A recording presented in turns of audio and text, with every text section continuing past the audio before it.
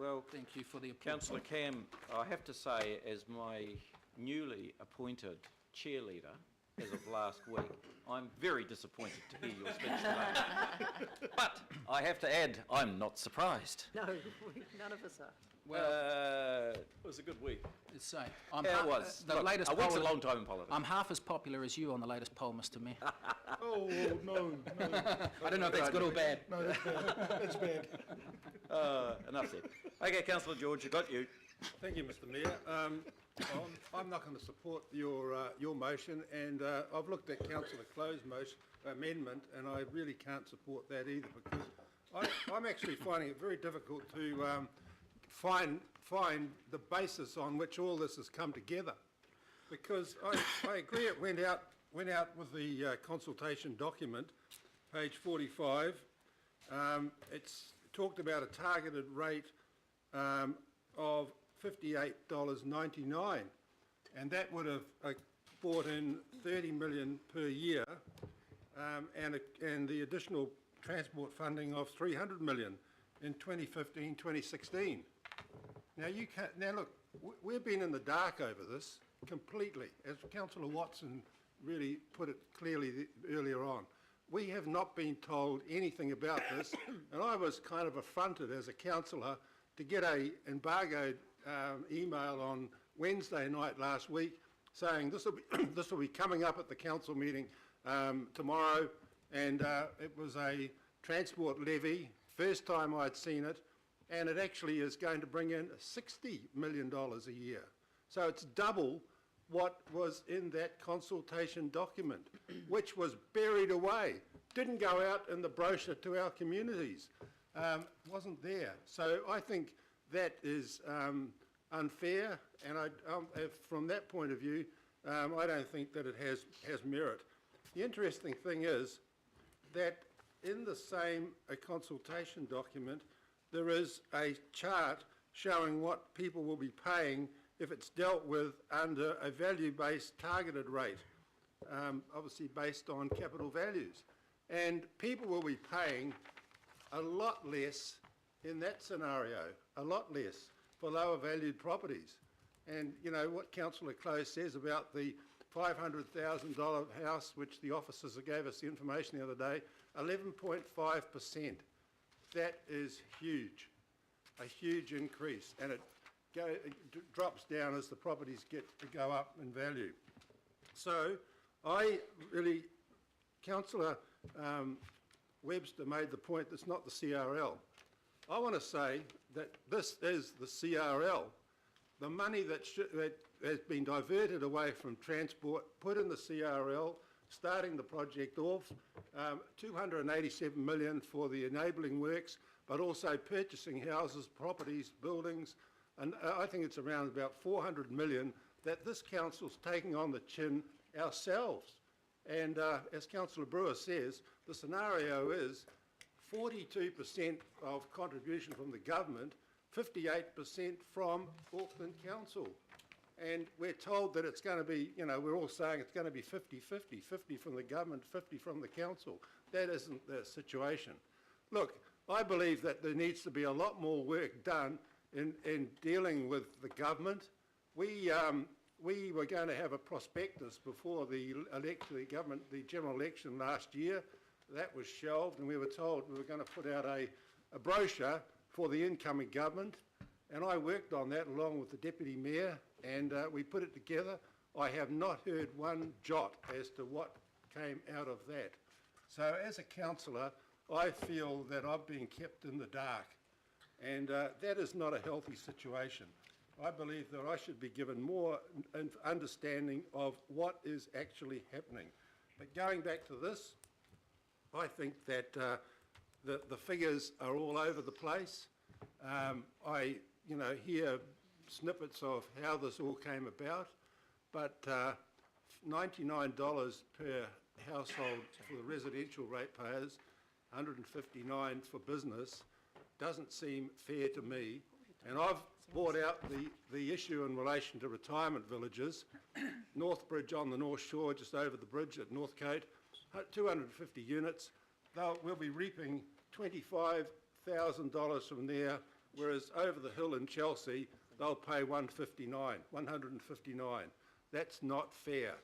And I believe that we should have been looking, if we were going to be looking at this, we should have been looking at the capital value scenario, and I believe also that councillors should be given proper information, and there should be options so that we can see what the various options are.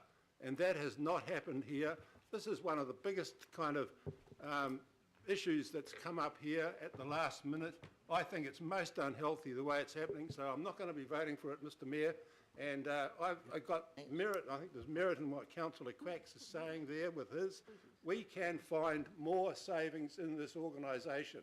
In 2024-25, we're programmed, I think it's $300 million savings. That's what the Mayor's proposal, I think you were talking about that in your proposal back in November. So I think that we've got to look harder. We've done very well in finding savings, but there's a lot more. We've got to get those computer systems up and running better.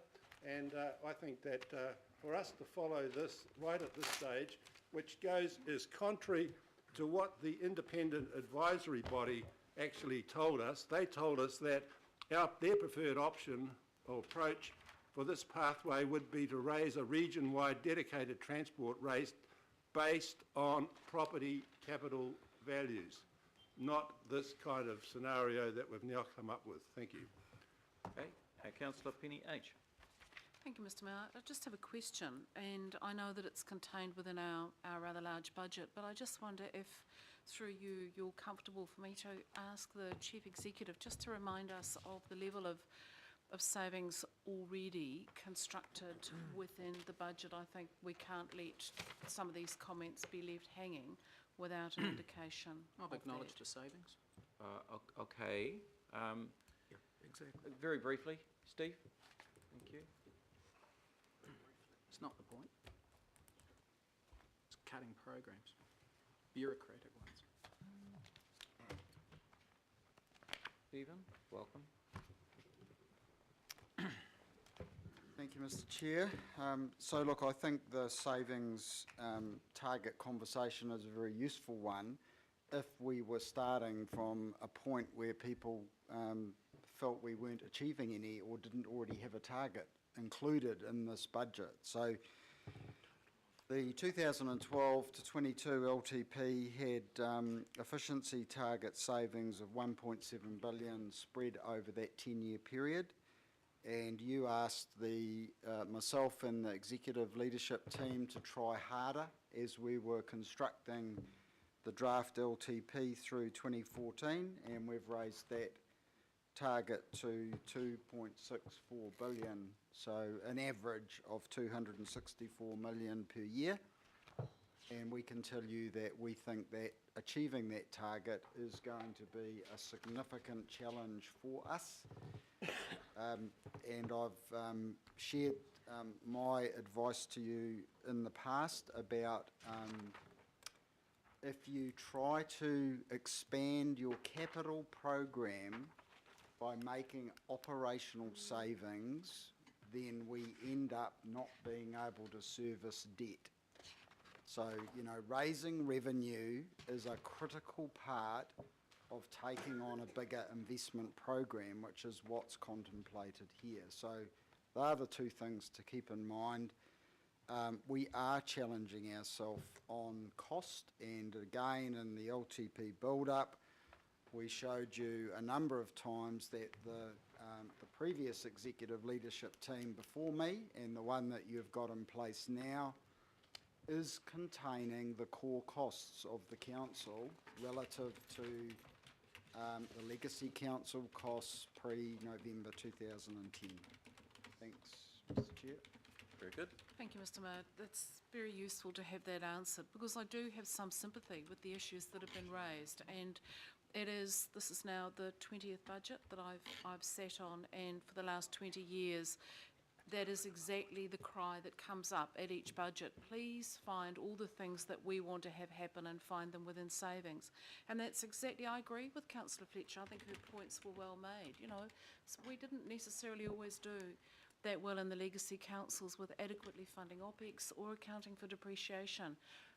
In a fast growth environment in which we're functioning, you can't just look at build and provide new. You actually have to look at the consequential OPEX and the consequential depreciation. These are boring and hidden issues that we have to account for.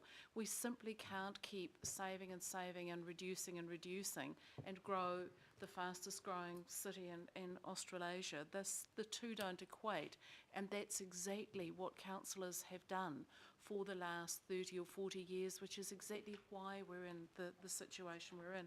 So, Mr Mayor, this is tough. I don't want to repeat some of the wise words that have been said. It is our job to consult with our community. It is our job to endeavour to do right by our community, and there's not a single councillor or member around this table who isn't trying to do it. But the sticking to knitting debate is always stick to the knitting that I approve of, knit the pattern that I want. In other words, look after things that my local board want, or my community want, or my demographic want. Our challenge is to look across the boards, across the demographics and across the whole region and make sure that knitting pattern is right for the whole of Auckland. And that's a real toughie, because what we're looking at here is trying to make sure that we build a region that is going to be sustainable into the future. So, Mr Mayor, I've thought long and hard. I have an awful lot of sympathy for the issues that my colleague Ross Clow raises. He's a wise councillor with a wise head.